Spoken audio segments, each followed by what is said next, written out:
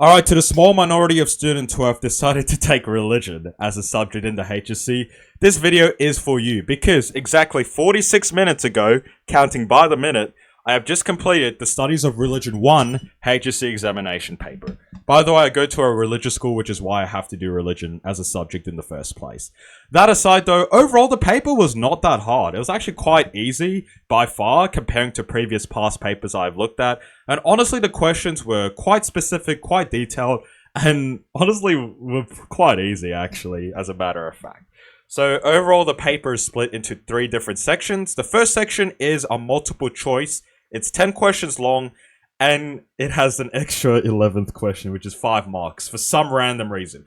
Back when I was doing the CSSA trial papers, when I looked at that multiple choice, I was like, this was pretty easy. But then when I looked at that 11th question, I was kind of thrown off because I didn't know they'd sneak in a 5-marker question in a multiple choice section.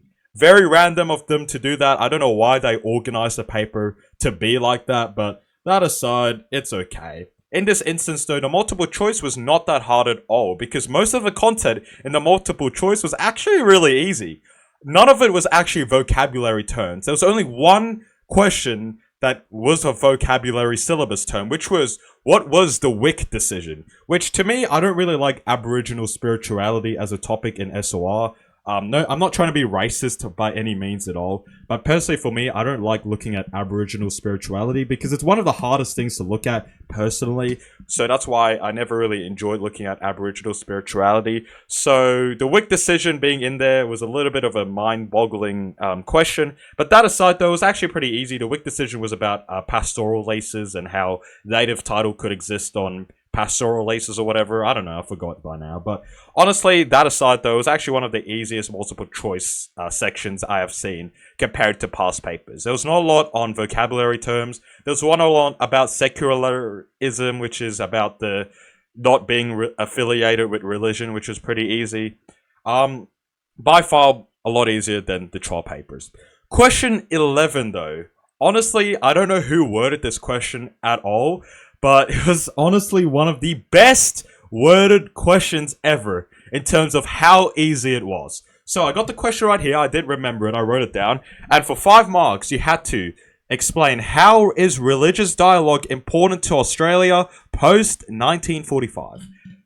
The wording of the question is perfect because it makes it so easy to identify what content you need to put in that question. So, religious dialogue is basically just another saying of interfaith dialogue. Interfaith dialogue is the act of cooperating with other religions to address social contemporary issues, blah blah blah. It's basically just different religion and institutions working together to promote the common good.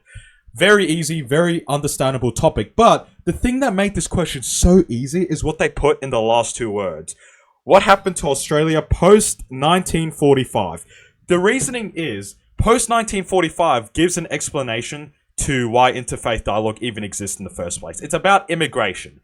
Now, immigration in Australia has diversified religion a lot. Back then, it used to be like 89% Christians in Australia. Now it's about 49%. The reason for that is immigration. A lot of people come from India, Philippines, England, blah, blah, blah. A lot of different countries which have impacted the religious background of Australia. It's like 40% Christians, 10% Hindus, blah, blah, blah. I forgot the statistics, but yeah, there's a massive Hindu, Buddhist, Muslim community in Australia nowadays compared to 1945, which is why interfaith dialogue is important in Australia. The question literally gives you the answer to why interfaith dialogue is important. It's because of immigration. And if you expand it upon that, you get the 5 marks.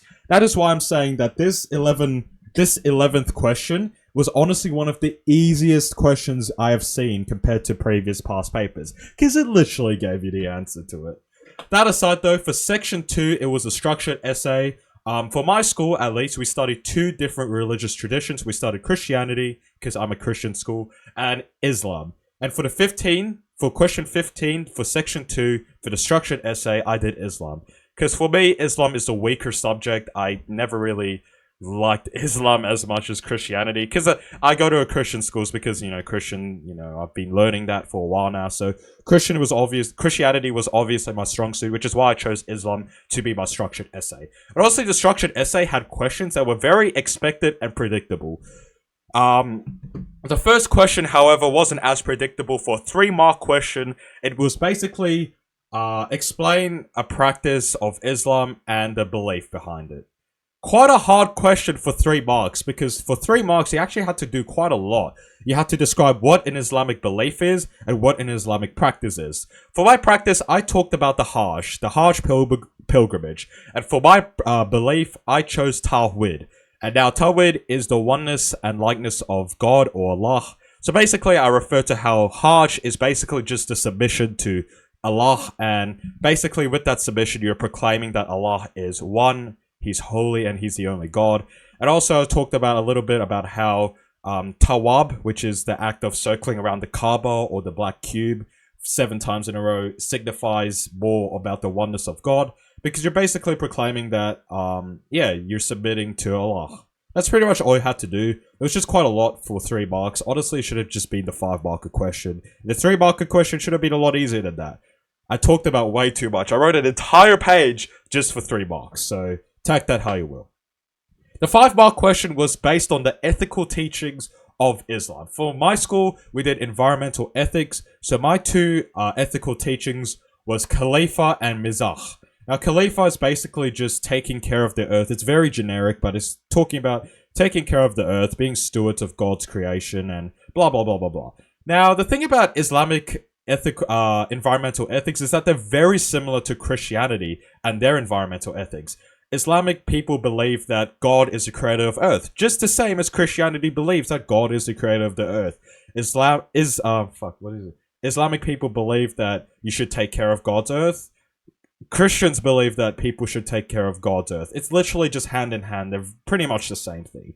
So honestly, not the hardest 5-marker question in the world. The 7-marker question was a little bit more difficult than expected. It was evaluate how a person other than Muhammad or the 4 rightly guided caliphs are important to guiding an Islamic adherent in today's age. I don't know. I forgot the exact wording of the question, but for our school, we looked at Aisha Bakar, and it was a bit of a hard question because it was an evaluate question. You had to provide some level of judgment.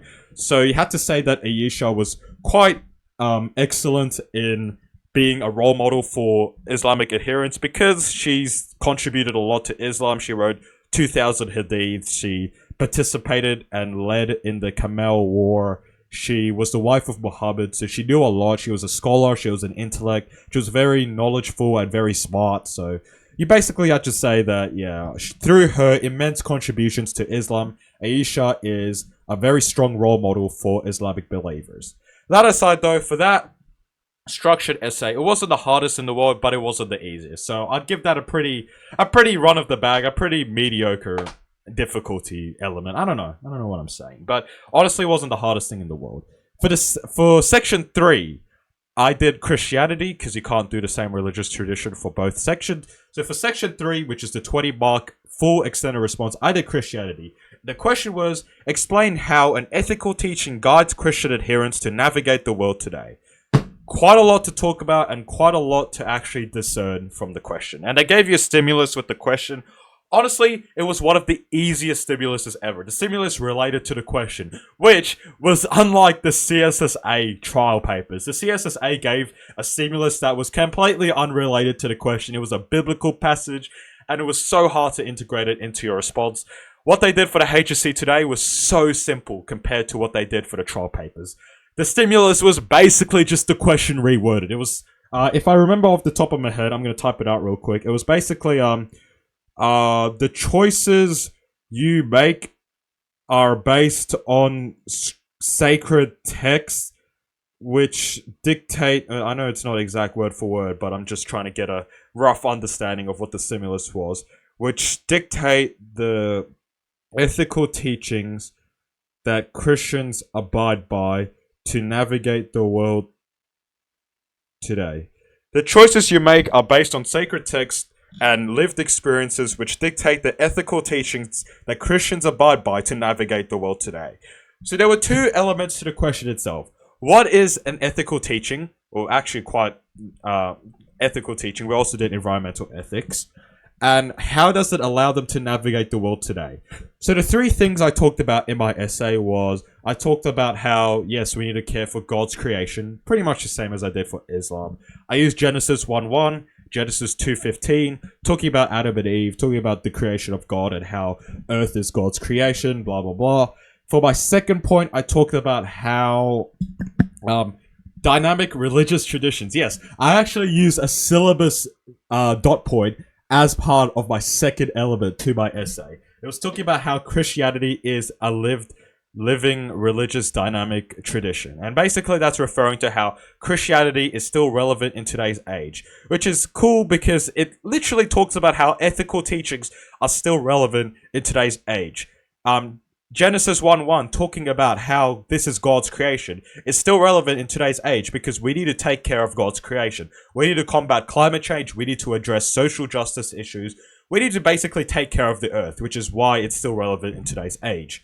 And for my third and last point, I talked about free will and sinning, which is a little bit unorthodox. I don't think anyone else would have talked about this, but I kind of ran out of ideas. So I talked about how in Genesis 2:15, Adam and Eve went to the Garden of Eden and broke God's only instruction was to fuck, I'm running out of words. Oh my god, my brain's fried. But basically Eve broke God's only instruction by eating the apple, and that's where original sin comes from. And basically through sin there's a lot of consequences in the world, and if you don't abide by the ethical teachings, you will get hit by consequences. I was going to talk about karma, but I realized karma is not a Christian belief. It's a, off the top of my head, Hindu belief, or it's Buddhist. I forgot. I'm sorry, it's either Hindu or Buddhist that believe in karma. I think it's Hindu. But that aside, yeah, there's consequences for your actions. That's what I was talking about. And if you don't abide by ethical teachings, as evident by mining companies such as Rio Tinto, BHP, etc., you will pollute the earth and you're destroying God's creation and everything sucks. So that is where my 20 marks went to. And honestly, it was not a bad essay for me at all. I planned it. It was pretty solid. I had the biblical quotes to back me up, and I even had real life examples such as Caritas Australia participating in social justice issues in Papua New Guinea. I talked about Islamic councils talking about the different initiatives they have proposed, blah blah blah. Very straightforward questions, and honestly one of the easiest papers I've seen by far. I'm quite confident that I've done pretty well in this SOR paper because the questions were very easy, especially question 11 as I stated earlier. But that aside, overall, I think this SOR paper, in comparison to past papers, was one of the easiest by far. That aside though, yeah, that's pretty much all I have to say about studies of religion. I'll see you guys tomorrow for, I think, the hardest paper I will do in this HSC examination. Modern history. I'm quite scared for modern history because it's quite a hard one, in my opinion. It's the hardest I will be doing. So, yeah, stay tuned for tomorrow. Do I have any predictions? I don't really have any predictions for what the paper will be tomorrow. Honestly, I think modern history is very concrete in the HSC exam papers in itself, where there's 4 different sections that are very distinct and very similar each time. And even though the questions can be different, overall, the syllabus is kind of covered in the whole thing. So, I don't have any predictions for modern history, so you just have to stay tuned for tomorrow, I guess. But that aside, yeah, studies of religion, done! I'm glad I never have to look at Aisha and Abu Bakr and Jesus and fucking... I'm glad I never have to look at baptism again because I don't want to look at baptism. Oh yeah, that's something that was super surprising. There was no mention of baptism and no mention of St. Paul of Tarsus. I obviously know that you'd have to use baptism and St. Paul of Tarsus if you were to do section 2 for Christianity. But that aside, yeah, no mentions of those at all, which is amazing because I don't care about either of them anyway. But that's all I have to say about studies of religion. I'll see you guys tomorrow.